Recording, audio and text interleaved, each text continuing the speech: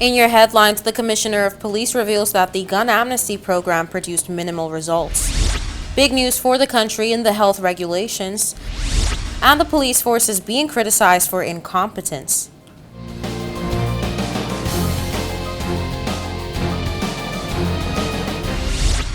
From the PTV Broadcasting Headquarters in Providencial is your number one source for news. I'm Erica Pinales, delivering the latest from across the country this Monday, April 25th, 2022, right to your door. Newswatch starts now. In today's top story, big news for the country as the officials work to bring everyday living for citizens back to some sense of normalcy. The Minister of Health continues to update the amendments to the health regulations. Take a look. No more masks, perhaps the most anticipated news for the majority for the greater part of 2 years, and perhaps the greatest news of all out of the three major announcements made by the Minister of Health, Honorable Jamel Robinson, early Monday morning. It approved amendments to the Public and Environmental Health COVID-19 regulations, removing the mandatory requirement for face masks to be worn indoors and in enclosed spaces, effective 1st of May, 2022. In a short 5 days, persons can begin to feel the fresh air on their faces once again as the face covering mandate is pushed out, news that TC Islanders have anticipated for months. However, those at a higher risk of serious illness are still encouraged to remain cautious.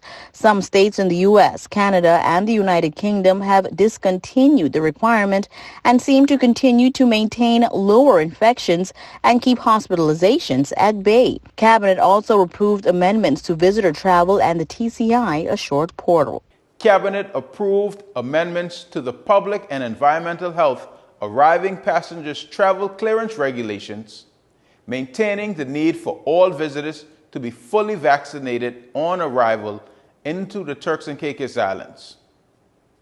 Members also agreed to remove the requirement for visitors to have a negative COVID-19 test and insurance.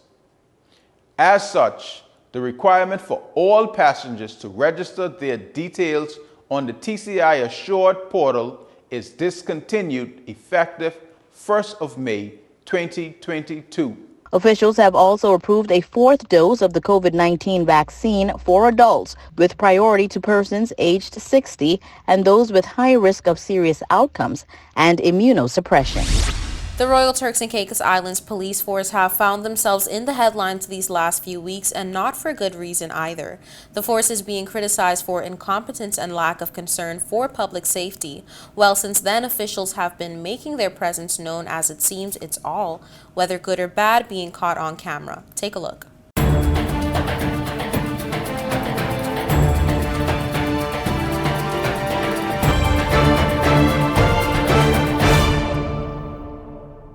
It seems the members of the Royal Turks and Caicos Islands police force just can't catch a break. From that incomprehensible 911 phone call to the call for the removal of the chief of police to this surveillance tape showing a failed attempt at a takedown. On Saturday, a surveillance video revealed the commission of an armed robbery to which a masked man entered a convenience store in the Lower Bight and proceeded to rob the store's sales clerk at gunpoint.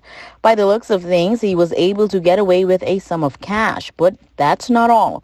As the man leaves the establishment, the surveillance camera picks up the presence of a police vehicle in the parking lot. Officers, armed and equipped, are seen exiting the vehicle in pursuit of the suspect. It was forethought that the officers were parked in the parking lot during the entire commission of that crime and simply were oblivious to what was occurring just feet away inside of the convenience store. However, Newswatch learns, based on a release by the RTCIPF's press office, that the officers noticed the masked man while on patrol in the area, just in time to pursue the suspect. The release shares that commands were given but were not adhered to, and the assailant, after dropping his firearm, made good his escape. Shots were fired. No injuries were reported. Since then, persons have taken to social media seeking answers as to just how the assailant, basically feet away and just seconds out from the commission of his crime, was able to escape police capture. From the naked eye, it seemed like the ideal situation for a definitive and perfect arrest. However, to no avail. Now, early this morning, Monday, April 25th, police arrived to a neighborhood in the Five Keys area where the commissioner and his officers were out in full gear. He has updated the public on their latest search warrant operations. This morning there's been some significant operations in Five Keys where we've executed some search warrants. It's early stages and we'll give you more detail later. But at the moment we believe we've recovered one firearm and there's one person in custody. But as you might see behind me, the activity continues. And I'll give you an update later. Newswatch believes that following concerns of the public regarding incompetence and a lack of good public relations reporting, the force is making a greater effort at keeping the public abreast. This is part of our overall strategy to deal with the crime in Turks and Caicos. This continues this week into the evenings, and we're working hard to keep you safe. So we'll update you further later. But just to say thanks for the team this morning for doing a professional job, and we're working hard to deal with the issues. He also thanked community members for their support and for the information provided, assuring them that these steps are important toward their goals in keeping the people of the TCI safe. Don't go anywhere. More News Watch when we return.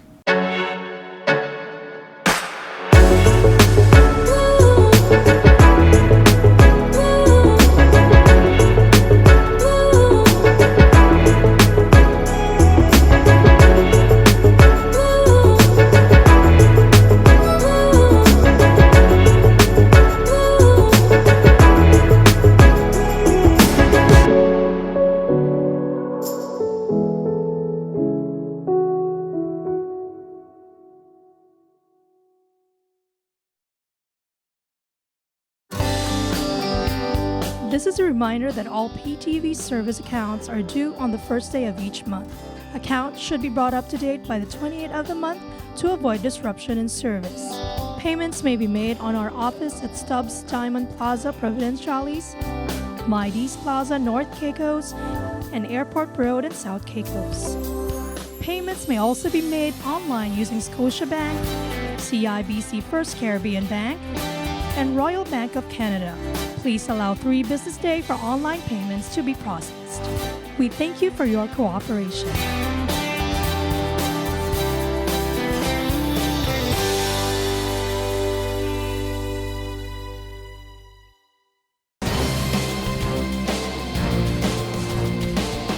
Welcome back to Newswatch. As a territory comprising of low-lying islands and one whose income depends strongly on its pristine coastlines, the TCI has overwhelming concern and interest in climate change. Here's what we gathered from the TCI Climate Change Summit. Some speakers included Devin Cox, the Senior Vice President of Operations at Fortis TCI, Stacy Cox, who currently serves as Chief Executive Officer of the Turks and Caicos Hotel and Tourism Association, the Deputy Premier and Minister of Home Affairs of Barbados, Honorable Walter H. Robin, Lormika Williams, Dr. Eric F. Salamanca, Minister of Natural Resources, Labor and Immigration of the British Virgin Islands, Honorable Vincent Wheatley, oceanwide and environmental scientist who has recently joined the governor's office as the environment policy lead, and Ms. Jatavia Howell, who all made their presentations in the latter part of the summit. Today is an important day in the life of the ministry and the department that is responsible for the environment. This climate change summit marks the beginning of what we hope is the first of many, but also a period of sustained action as we seek to raise the level of involvement and commitment to climate change. The fact that we are a beautiful by nature country highlights the importance of the protection of the environment. Our tourism product is highly dependent on the condition of our oceans and our reefs, and so we understand that it is important that we safeguard these assets. Jones revealed that their ministry is committed to creating collaborative partnerships with the one thing we all have in common, the Earth. And if we don't, the Turks and Caicos will start to experience some of the grave effects of climate change. His Excellency Governor Nigel Dakin was also present at the summit and believes that in this time we all must be activists. So although it feels as though in these islands we're relatively small. Together, the overseas territories have an enormous role to play in this agenda. But let's bring it home here to the Turks and Caicos Islands. In fact, listening to the national song, almost everything in the national song is at risk through climate change. The Turks and Caicos Islands, like many small island states, faces challenges brought about by climate change. These include, but are not limited to, extreme weather events, coral reef bleaching, the loss of vital biodiversity. These threaten our lives and our livelihood. As overseas territories, we may differ on many issues. However, one that we all have in common is the effects of climate change on our respective territories. We are all on the front line when it comes to the effects of it. While the TCI, along with other small states, contribute but a rounding error of global carbon emissions, we're on the front line of the consequences of climate change, and we are most vulnerable to its impacts. Our ability to cope with these challenges are exacerbated by our small geographic size, by our isolation, by our exposure, and in this final point, and we share this with the British Virgin Isles, the fact we're an archipelago. It's therefore imperative that we build resilience against these impacts. Over the next century, those islands in the Caribbean that understand that relying on resilience built before the event is a rather better investment than relying on recovery after the event will have enjoyed and continue to enjoy a vibrant future. The summit marks the conclusion of the Turks and Caicos Climate Summit Charter Commitment, which is a roadmap on how the TCI will tackle climate change holistically and innovatively. The Premier Honorable Charles Washington Mizik was also at the summit and shared his remarks. The contract that this government has shared with you have a theme running through it that is triple bottom line sustainability. We have to have a functioning economy that generates goods and services so that we can maintain a decent quality of life. The Premier also mentioned that the conversation about climate change is no longer new, and in his view, it is a conversation the islands of the sea should show more focus on. We show more focus because the effects of it could very well be the demise of life as we know it. The sand and sea, our magnificent shoreline, the beautiful life we enjoy is under threat, and now is the time to take action to protect it, said the minister. Climate change is an abstract concept to many of us, one that we hear all too often about and yet do not always appreciate the implications of. In 2021, I had the privilege of attending the United Nations Climate Change Conference, COP26. The reality of the threat, the loss and damage that we face as a territory comprising of low-lying islands struck a deep chord within me. Within the last 14 years, the intensity and ferocity of hurricanes Irma, Ike, and Maria on the Turks and Caicos Islands was a stark reminder that climate change is real. The minister said that the Turks and Caicos continues to take steps towards tackling climate change through strengthening our workforce and policies to better protect our natural resources. Stay tuned for more of this story in a subsequent newscast. In his latest sit-down interview with talk show host Drexwell Seymour, it was revealed that the gun amnesty program produced minimal results. Here's what the Commissioner of Police had to say about it. I don't know how many in truth where we are now. It's not going to be many, and I didn't expect it to be. I know we've definitely had one because someone's walked into a police station this week. The previous March 1st to 31st period for the gun amnesty program has been extended as police finally revealed that during the entire month, only one gun was willfully turned in under the program. This latest information revealed 3 weeks after the amnesty's previous cutoff date of March 31st. I know there's been one, but I don't know the full details. We did extend it. Look, by the very nature of gun amnesties, it's quite common for not to get many. Because unfortunately, I'd like to think that criminals may see the error of their ways and bring guns in, but, we've got to be realistic, they're not going to. And Commissioner of Police Trevor Botting says the firearm that was handed in was a quite significant piece as well. He says it is important for persons to understand the implications associated with possessing illegal firearms. There's a couple of things around the gun amnesty are really important. So the minimum sentence for being in possession of a firearm is 7 years. And this is whether or not the person has or had plans on using it. It makes no difference. 7 years for possession. So the gun amnesty is really important for those people because it gives them a chance to go, oh, thank you, I can get rid of it now safely without being prosecuted. Because what will happen when they go to court, if they were caught, they can't say, yeah, but I didn't know what to do with it because I didn't want to take it to the police in case they arrested me. Now's the time to turn those in.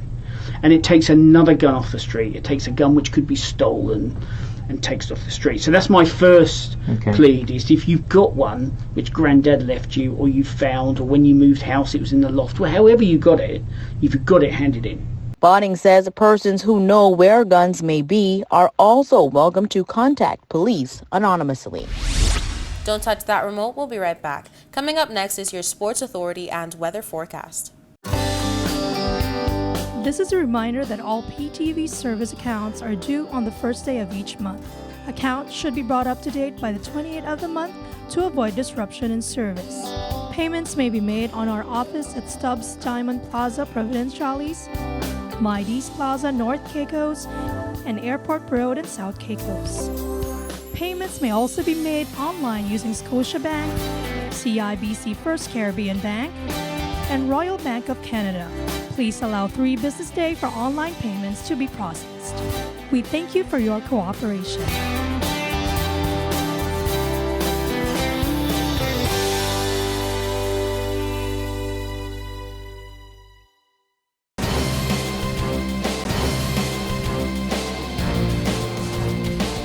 Welcome back to Newswatch. Here's the latest in your sports authority and weather forecast.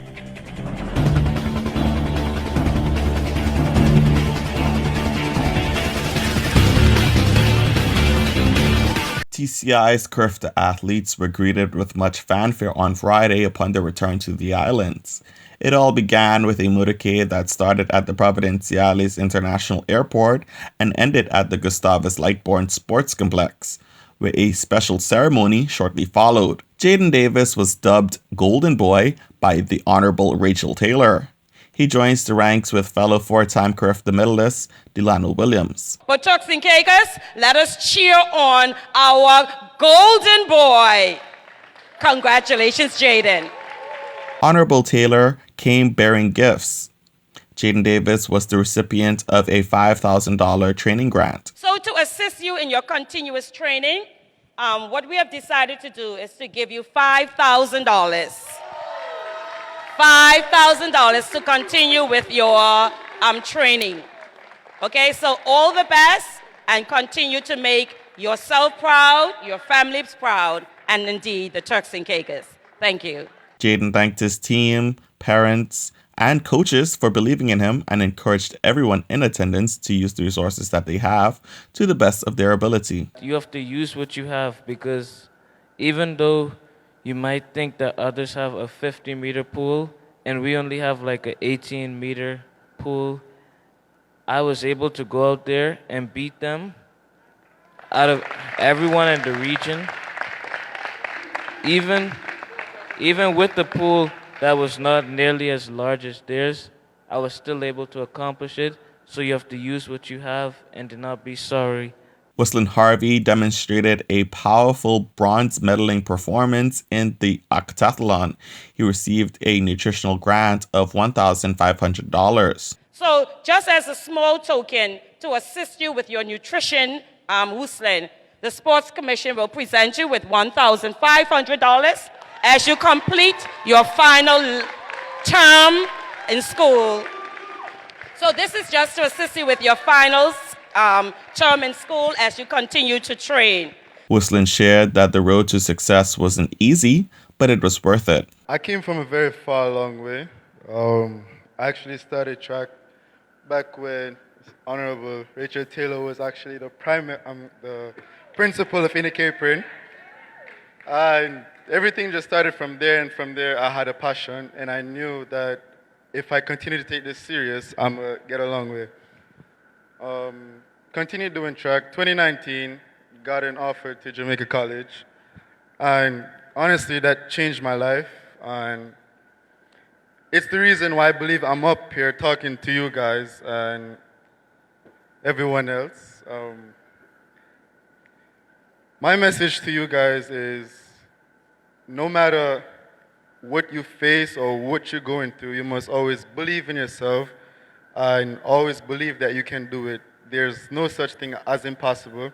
And with the right support behind you guys can definitely do it. If I can do it, you guys can do it. Congratulatory remarks were also made by TCI Swing Federation President Daniel Redman, TCI AAA President Edith Skippings, and TCI Sports Commission Director Jared Forbes.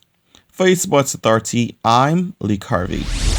Here's your weather forecast for April 26, 2022.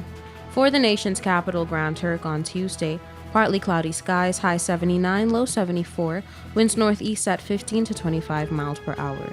For South Caicos on Tuesday, mostly sunny skies, high 79, low 74, winds east-northeast at 15 to 25 miles per hour. For North and Middle Caicos on Tuesday, mostly sunny skies, high 80, low 74, winds east-northeast at 15 to 25 miles per hour. For Parrot and Pine Key on Tuesday, mostly sunny skies, high 80, low 73, winds east-northeast at 15 to 25 miles per hour. And on Providenciales on Tuesday, mostly sunny skies, high 80, low 73, winds east-northeast at 15 to 25 miles per hour. Now for your sunrise and sunset. Sunrise 6:22 a.m., sunset 7:13 p.m., and for your high tides and low tides, high tides 5:06 a.m., 5:37 p.m., and low tides 11:23 a.m., 11:51 p.m. And that's it for your weather forecast. We'll be right back with more News Watch.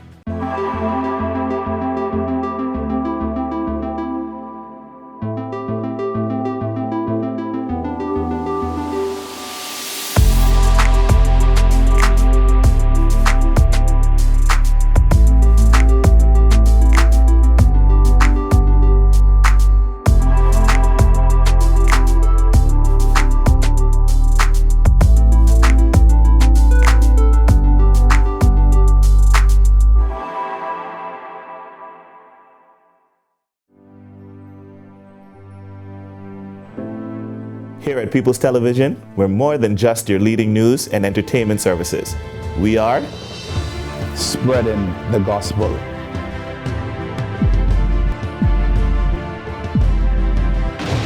We are breaking barriers. We are preserving the culture. Each one, teach one. We are committed to excellence. We're creating change. We are creating memories. We are the future. I am PTV. I am PTV. I am PTV. I am PTV. We are PTV. We are continuing the legacy. We are PTV.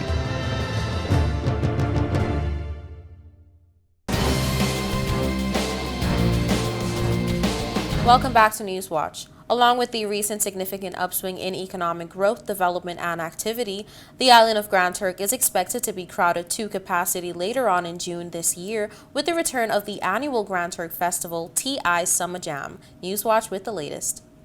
Following an 8-year hiatus from the island's entertainment calendar, the organizers of the immensely popular 3-day cultural celebration have announced that the capital's annual summer festival, TI Summer Jam 2022, will take place on Thursday, June 23rd through to Saturday, June 25th, bringing back the good old Grand Turk days with what is said to be guaranteed to be a dazzling, dynamic display of culture, music, talent, entertainment, island food, drinks, sporting competitions, and fun for all ages from 2 to 92. always with the central theme and driving force of the Jamboree being strictly focused on discovering, recognizing, promoting, encouraging, and holding up our very own local talent and youth. We gather that this year's Grand Turks Summer Jam Musical Awards will recognize and honor Grand Turks' current and perhaps TCI's #1 live band, the V6 Band Boys, and while still in its embryonic stages, will include among others the festival's staple events, which are the Miss Teen Grand Turk pageant, the Miss Grand Turk pageant with the winner representing Grand Turk in next year's Provo Day Festival, then hopefully the Miss Universe pageant later on, like many other contestants from what we understand. The kickoff motorcade parade of contestants after-party teen musician and teen vocalist talent show competition, live performances by all Grand Turk local bands, artists, and DJs, including the V6 Band Boys, Niche and Da Boys, the West Road Eat Mullets and Play Music Ripsaw Band, the North Back Salina One Donkey and Three Goats Ripsaw Band, and a special overseas guest artist to be announced at a later date. Mrs. Rita Gardner, director of the Summer Jam Committee, said, "The organizers of the event are particularly delighted about the return of this year's legendary festival, as Grand Turk residents and visitors alike have been longing for some excitement in the nation's capital for several years, and we are happy to provide the enjoyment once again. And of course, Summer Jam always gives back to the community, and this year part of the proceeds from the festival will be invested in the upgrading or improvement of the North Back Salina Children's Park."